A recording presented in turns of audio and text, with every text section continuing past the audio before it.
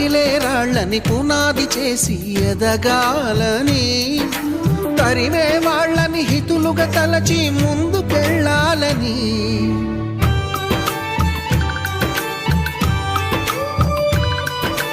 కన్నుల నీటిని కలల సాగుకై వాడుకోవాలని, కాల్చే నిప్పుని ప్రమిదగా మలచి కాంతి పంచాలని, గుండెతో ధైర్యం చెప్పెను, చూపుతో మార్గం చెప్పెను, అడుగుతో గమ్యం చెప్పెను. నేనున్నానని నీకేం కాదని, నిన్నటి రాతని మార్చేస్తానని.